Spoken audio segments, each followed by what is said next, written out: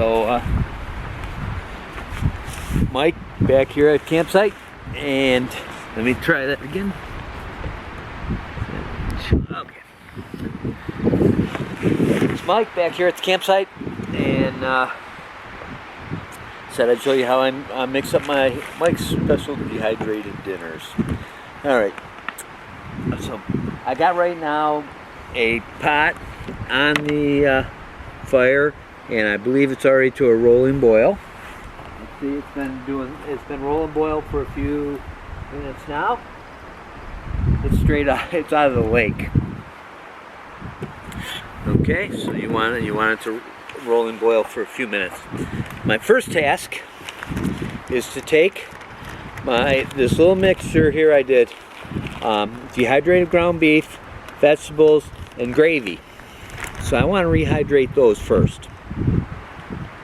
Don't worry if you put too much water in there, it doesn't matter, because I'm going to be adding water later. But you want to get those good and rehydrated. So I put them in there, close this up, and then I take this. First, I get the air out of that bag, so I can mix it around later. Close it up, make sure that baby is sealed, because you don't want it to leak. Now I'm going to take it and I'm going to put it in my food bag here. Do you got any other better bag? I think I'll put it in this other bag instead of my food bag. Yeah, I'm going to put it in this bag. Right down in there, tuck it in among everything, close up the bag. That's my coolie. That's got to rehydrate, okay, and get going. And then I'm also going to, I believe that's the right one, yeah, isn't it? Nope, that's mashed potatoes. I'm also going to have, because I got a lot of water left over, I'm going to have some oatmeal, because I got a lot of oatmeal too. Don't like to waste the water.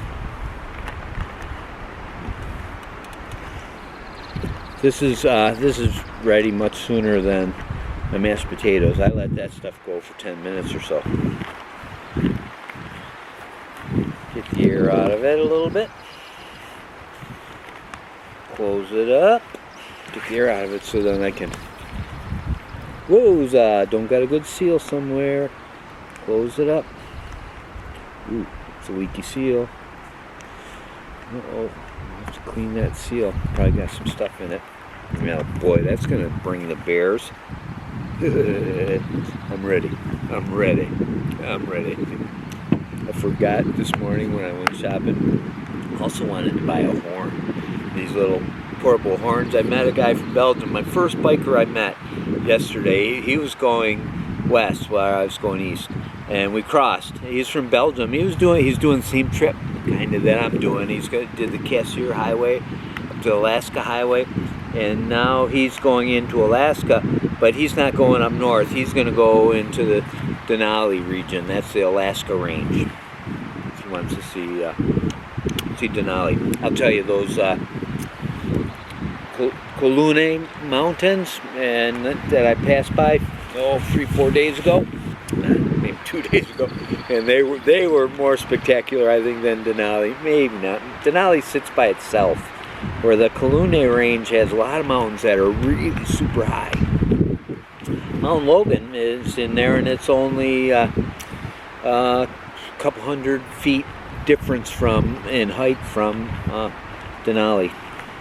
So I mean, I read at one place it said 16 of the 20 highest mountains in North America are located in that range, in this little corner right there at the bottom of the Yukon, kind of where it goes Alaska, Yukon, Alaska. Yeah, before you get down to that one part of Alaska down there, where Juneau is. Yeah, Canada is loaded with some high mountains right in that one range, and they're all glaciered. Problem was, when I drove past them all, they were right there, but it was raining most of the time, so it was cloudy. Yeah, that's my luck. Supposed to see some nice glaciers on the Cassiar Highway. That's I'm coming up to some not big days, but I got some long stretches of road. I think my oatmeal's ready. So while my Mixtures there are rehydrating. I'm going to have my oatmeal. Maybe right out of the bag.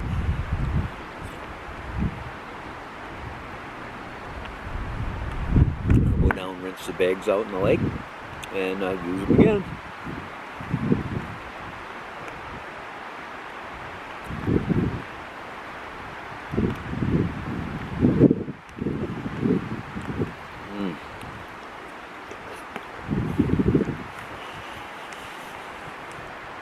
I don't know if you can hear the waves out there. Last time I went out to get this last water, the waves have picked up quite a bit.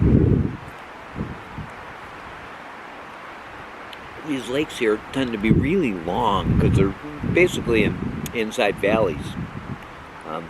That one I went by, I think it might have been Clune Lake or Lake Clune.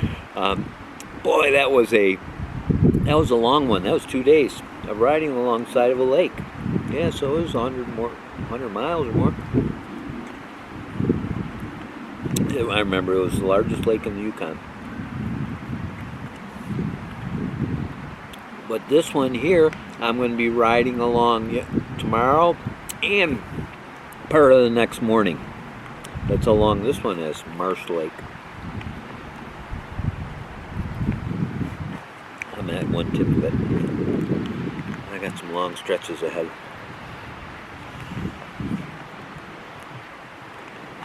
It's going to be a long time before I get to like a grocery store.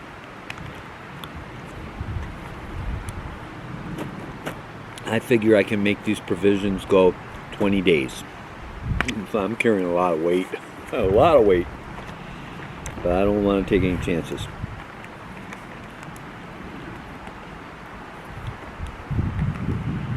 I'm using old information, and some of it's out of date. So I'm looking at it, it says there's a grocery store. Not grocery stores, there aren't grocery stores. Gas station convenience store. And you get up the RV campground. You get up there and it's all closed down, been vacant for years. That happened to me a couple times.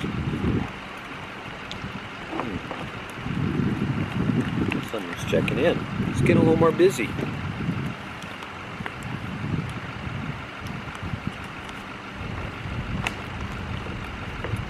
But they do have a bear box up there. That's a nice feature. Whenever I sleep at night, I don't know. The main danger is humans, man. I had a guy try to steal my food bag. Because a lot of places you stay, they have a bear-proof dumpster, kind of. But in the back of the dumpster, you open up the top to throw in your trash. But in the back, there's a bear-proof handle. You open it up, and I imagine that's where they then take out the plastic bags. I put my bag in there. It was bear-proof. I waited till night and did it. Guy came around about midnight. I don't know what he's looking for. But I luckily woke up. I heard it. Ran out there, and I looked out, and I could see the bright color of my one bag, green, and I went in my long johns, went bare feet, went running out there. Hey, I grabbed it right before he got in his pickup. I mean, I was within a couple steps. Oh, I was in a panic. In a panic. I really was in a panic. That would have been a disaster if I lost all that. Yeah. I gotta cut this because I'm getting a low battery message. So I'll come back in a little bit.